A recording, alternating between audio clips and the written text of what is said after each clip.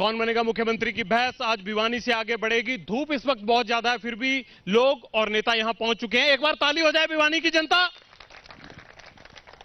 अब रूबरू करा देते हैं आपको नेताओं से। सबसे पहले कांग्रेस की तरफ से रहेंगे हमारे पास कमल सिंह जी, ताराचंद जी बीजेपी की तरफ से रहेंगे, अमन राघव जी लोकतंत्र सुरक्षा मंच की तरफ से रहेंगे, और साथ ही रहेंगे शिवशंकर भारद्वाज जी, आने वाले थे वो नहीं आए। सीपीएम के ओम प्रकाश जी हमारे साथ मौजूद रहेंगे। चारों नेताओं से सवाल जवाब का सिलसिला शुरू करें, लेकिन पहला सवाल आज कांग्रेस से बनता है। आप ये बताइए मुझे कि ये आखिरकार कांग्रेस में हो क्या रहा है? आप चुनाव लड़ रहे हैं या आपस में लड़ रहे हैं? कांग्रेस ने कभी आपस में लड़ाई नहीं की। वो अपने विचार प्रकट किए थे। उन्होंने अगर विचारधारा में अगर उन्हें महसूस होता हो तो अपना व्यक्तिगत विचार हो सकता है। कांग्रेस पार्टी ने बलिदान की पार्टी है। देश को आजाद कराने में कांग्रेस पार्टी का बहुत बड़ा हाथ रहा है। इस देश में अगर कुर्बानी किसी ने दी है तो कांग्रेस पार्टी ने दी है। और ऐसे कुर्बानी छोड़िए भाई साहब, अशोक तंवर किस कुर्बानी की बात कर रहे हैं? वो तो इल्जाम लगा रहे हैं आपके नेताओं पर, टिकट बेचने का आरोप लगा रहे हैं, किरकिरी हो रही है रोज कांग्रेस की। 10 जनपद के बाहर विरोध हो रहा है, बावजूद उसके आप कह रहे हैं हमने कुर्बानियां दी हैं। ये तो नया अंदाज देखा हमने कुर्बानियों का। देखिए जी, वो उनका व्यक्तिगत राय है।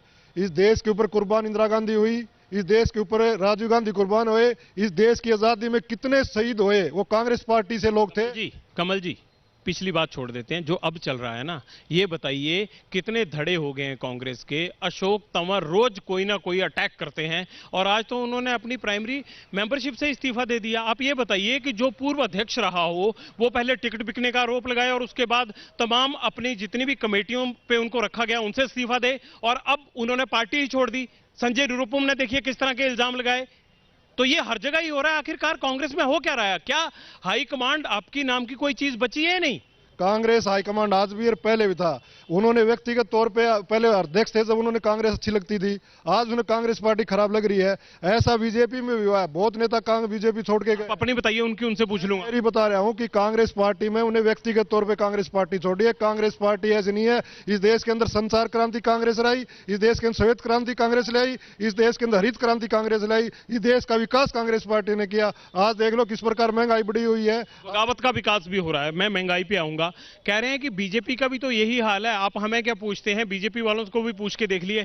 आपको लगता है कि कांग्रेस जिस तरह से चल रही है हरियाणा में, आपके लिए और मैदान साफ होता जा रहा है, क्योंकि आपस में ही लड़ाई इतनी ज्यादा हो गई है? बिल्कुल सही बात है। बीजेपी का राष्ट्रीय नेतृत्व है और हरियाणा सरकार दोनों ही बहुत मजबूत हैं, और कांग्रेस में शुरू से फूट है और अब फूट बहुत ज्यादा हो गई है। रास्ता साफ था और भी साफ हो ही रहा है। अच्छा, तो इसका मतलब आपको कुछ भी करने की जरूरत नहीं है? नहीं, भारतीय जनता पार्टी एक सुलगी पार्टी है और वो पूरी ताकत से लड़ती है। चाहे कोई कमजोर हो चाहे मजबूत हो, उस बात से हमें कोई फर्क नहीं पड़ता। कमजोर होगा तो राह में और ज्यादा आसान होगी, कमजोर नहीं होगा तो कठिन होगी, लेकिन राह बीजेपी की पूरी तरह से होगी। आपको क्या लगता है सीपीएम को कि जिस तरह से कांग्रेस में आपस में सिर्फ टब्बल चल रहा है, ये जनता जो यहां बैठी है जो उम्मीद करती है कि उसके नेता काम करेंगे, 5 साल का उनसे हिसाब मांगेंगे और अपने नए एजेंडा के साथ आगे बढ़ेंगे, तो इस झगड़े में तो एजेंडा पीछे छूट गया?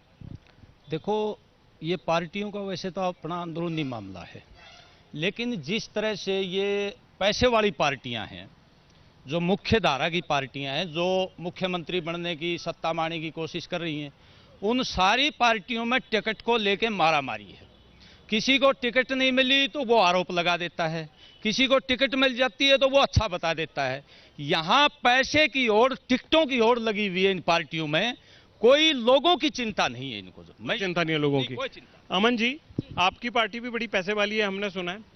तो सैनी साहब ने आपको भी ये कह के भेजा होगा कि आपके लोगों के लिए क्या एजेंडा होना चाहिए। तो पैसा मायने कर रहा है आज की डेट में, या आपके हिसाब से लोगों के मुद्दों और वादों और विकास पर चुनाव लड़ा जा रहा है? देखो, सैनी साहब ने बहुत त्याग किया है, सिर्फ इसीलिए किया कि हरियाणा में असमानता थी।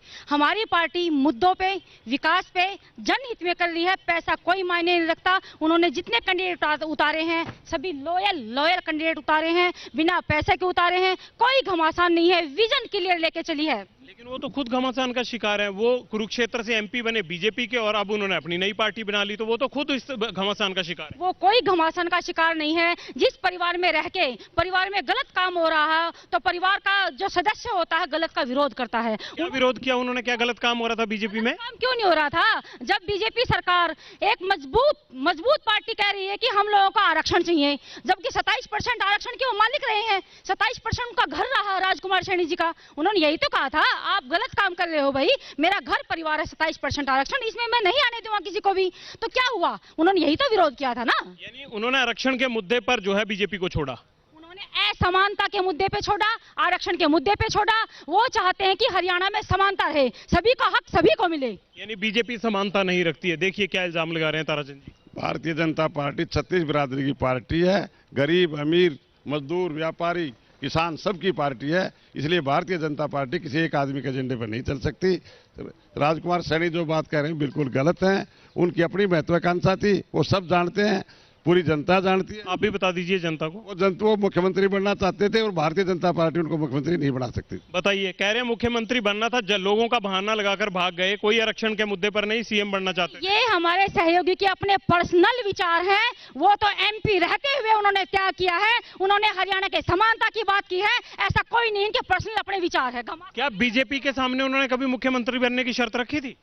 शर्त मुख्यमंत्री जब एमपी बनाया था हमने तो मुख्यमंत्री के होने की जरूरत ही नहीं, लेकिन उनकी महत्वाकांक्षा इतनी जाग गई थी कि मैं पार्टी बना के मुख्यमंत्री बन जाऊं। ये सिर्फ इल्जाम है या उन्होंने कहा था बीजेपी को मुझे अगली बार मुख्यमंत्री नॉमिनेट कीजिए? पूरी जनता में कह रहे थे, और बीजेपी को तो किसी एक आदमी से कहने का मतलब जनता को कहते हैं, तो बीजेपी को अपने आप कहते हैं, लेकिन बनाएगा कौन? चलिए जनता से ही पूछ लेते हैं। सवाल पूछने वाले हाथ खड़ा करें। हाँ जी, पूछिए सवाल। मैं बीजेपी वालों से पूछना चाहता हूं, ये कहते हैं कि मैदान साफ है।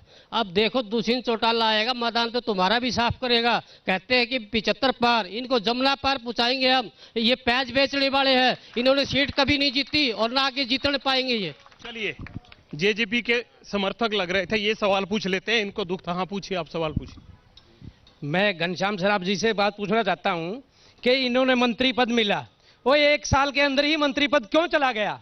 क्या बात ऐसी? दूसरा एक और मैं सवाल पूछना चाहूंगा। यहाँ पर मेडिकल कॉलेज भी बनना था, पिछले 2 साल से उसका शिलान्यास हुआ रखा है और मुख्यमंत्री ने कहा था 2 साल में बन जाएगा। ये यूनिवर्सिटी की बात कर रहे हैं, मैं उसमें एक कदम आगे जोड़ता हूं। ना बीजेपी ने यूनिवर्सिटी को फैसिलिटीज दी जो चाहिए थी, और जो मेडिकल कॉलेज बनना था जेपी नड्डा जी ने उसका शिलान्यास किया था, वो आज तक उसकी जमीन कहाँ है यही नहीं पता। देखिए ये बात गलत है। यूनिवर्सिटी की 4 द्वारी बन गई और 2 ब्लॉक बिल्कुल बनने तैयार हैं, बहुत जल्दी बन जाएंगे। और मेडिकल कॉलेज भी उद्घाटन भी हो चुका है और बहुत जल्दी ही बन जाएगा। मेडिकल कॉलेज का उद्घाटन कहाँ हो गया? अभी बिल्डिंग ही नहीं बनी।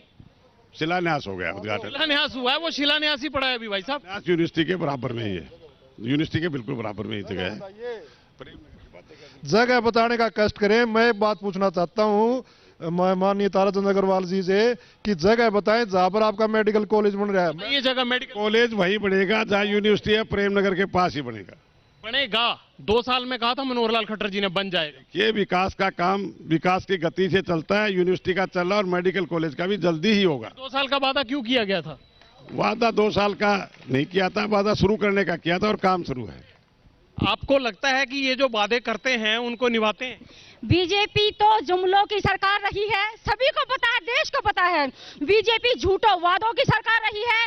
हमारा दुर्भाग्य है, यहाँ के विधायक मंत्री रहते हुए छोटी काशी का नाश कर दिया। आप सर्वे कराइए। मैं पोश इलाके सेक्टर 13 में रहती हूँ, वहाँ कोई व्यक्ति जाना पसंद नहीं करता। तमाम झूठे और जुमलों की सरकार रही, कुछ नहीं किया। ना मेडिकल कॉलेज बना, ना सुविधा मिली, और सबसे बड़ा दुर्भाग्य है बेटी बचाओ बेटी पढ़ाओ। कितना बड़ा दुर्भाग्य है, हमारी बेटियां 200 किलोमीटर जाके वहाँ पेपर दे के आई हैं। झूठे और जुमलों की सरकार रही है। झूठे जुमलों की सरकार है। ये जेजेपी वालों के सपोर्टर पहले आ गए थे, लेकिन आप देरी से आए।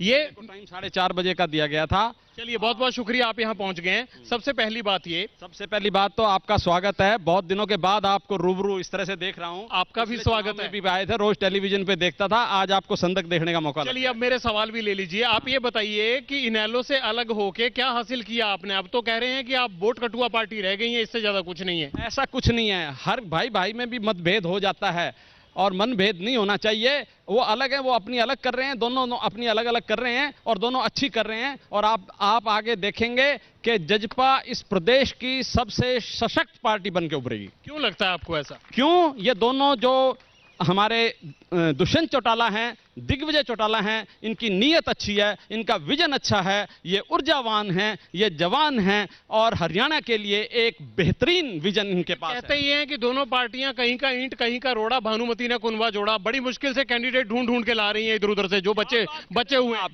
क्या बात कर रहे हो, टोटल गलत बात कर रहे हो। मेरे जैसा कैंडिडेट उनको मिल रहा है, उनके पास जा रहा है, तो उनके पास कैंडिडेट की कोई कमी नहीं है। और आप अपना बैकग्राउंड बताइए अब। मेरा बैकग्राउंड जसविंदर पटियाल जी, मैं डॉक्टर शिव शंकर भारद्वाज। आप पहले किस पार्टी के विधायक थे? मैं पहले कांग्रेस का विधायक था और फिर आप बीजेपी में गए? हाँ, ये बीजेपी के बाद जो है अब आप जेजेपी में चले गए। हाँ, आपको कारण बताता हूं सारे, आप सुनिए, तसल्ली रखिए जरा सी।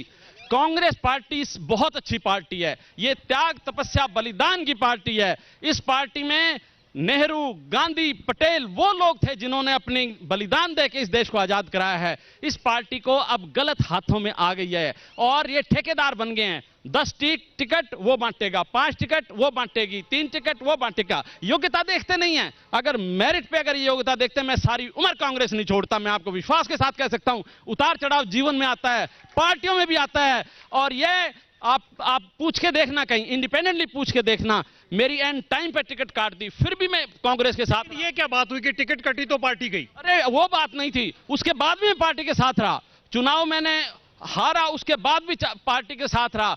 लेकिन जब मैं मंच पे जाता हूं पार्टी के लोगों के साथ, स्थिति अशोक तंवर साहब जैसी लग रही है। वो बिल्कुल नहीं है, वो ह्यूमिलिएट करते हैं, वो गलत बातें करते हैं। इतना विकास का काम मेरी टीम ने, हमने सबने मिलकर भिवानी में कराया, वो कहते हैं कि और कोई करा ही नहीं सकता। अजय कमल जी, आप इतना जलील करते हो, आपके पूर्व प्रधान भी भाग गए, ये भी कह रहे हैं, उनकी बात को सेकंड कर रहे हैं। ऐसा क्यों करती है कांग्रेस पार्टी? देखिए, इनकी व्यक्तिगत राय है, ये चुनाव लड़ना था इसलिए ये बात कर रहे हैं। डॉक्टर साहब बहुत आदरणीय है, लेकिन मैं एक बात और कहना चाहता हूँ इससे अलग हटके। ये मैं कहना चाहता हूँ, कांग्रेस पार्टी जिसमें अपने डॉक्टर साहब भी थे, यहाँ पर 2 वाटर वर्क्स बने थे, वो कांग्रेस पार्टी ने बनाया। एनसीआर कांग्रेस पार्टी ने शामिल किया। यहाँ पर मेडिकल कॉलेज और यूनिवर्सिटी कांग्रेस पार्टी लेकर आई। मैं पूछना चाहता हूं, 338 साइंस की क्लासें बंद कर दी, 68 प्राइमरी स्कूल बंद कर दिए गए, कितनी फैक्ट्रियां बंद कर दिए। इनसे कोई बात करते हैं, कहते 370 हटा दी। इनसे कोई बात करते हैं, पाकिस्तान पर युद्ध कर दिया, आम आदमी को कह दिया। ये पूछना चाहता हूं।